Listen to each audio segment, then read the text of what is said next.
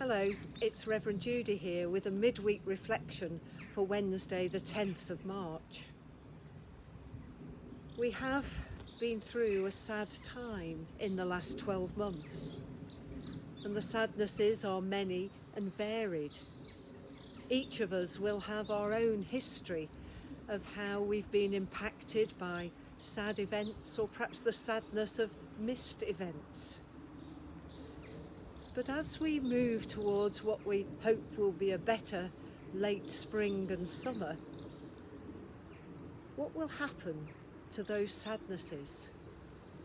As we travel to and through Easter especially, what will happen to those sadnesses? Will they be transformed by God into an appreciation of what we once took for granted? Will those sadnesses be transformed by God into an active empathy and solidarity with those who continue to live under some form of restriction? Or will we give in to the temptation to hold on to those sadnesses, to somehow carry them with us so that they fill the future with negativity or resentments? Here's a meditation that you might find helpful.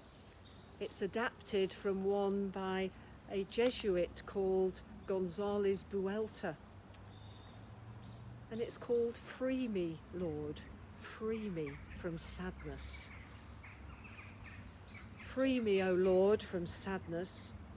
It flows from old wounds and from sudden, fresh injuries, neither fully grieved for what they cost, nor properly embraced for the healing that they can bring.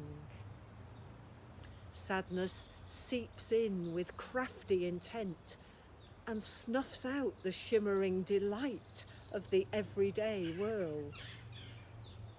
Sadness lays down its rigidity and torpor in the joints of my body. It perpetrates an unfathomable mood that marinates bright memories into indecipherable blankness. Sadness hides behind duty done and the answers that people were expecting. Sadness cloaks itself with a level-headedness which has everything sorted and bends double with the load of those who have seen it all and know it all, and who no longer expect anything new worth the bother of celebrating. When youthful figures pass by with their technicolor laughs, they leave a sediment of nostalgia, of chances never taken in a life grown weary. Sadness leaves in the soul a residue of colourless existence, of the catechism God, with questions and answers, and even life experience learnt by rote and repeated ad nauseam. So free me from sadness, O Lord of joy. Amen. And going on from there, I want to finish with something by Joyce Rupp, a stanza from a poem about spring.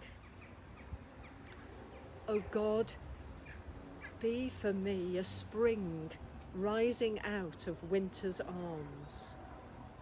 Be for us a spring rising out of winter's arms. Come, melt what is frozen in us. Open the buds of our longing with your gentle breeze. Soften the hard hearts of our hearts with your rains. Breathe warmth upon the cold places in us. Oh, come, melt what is frozen in us, O Lord. And so, as we head towards Easter, May the Lord come to each of us in refreshing and joyful life. Amen.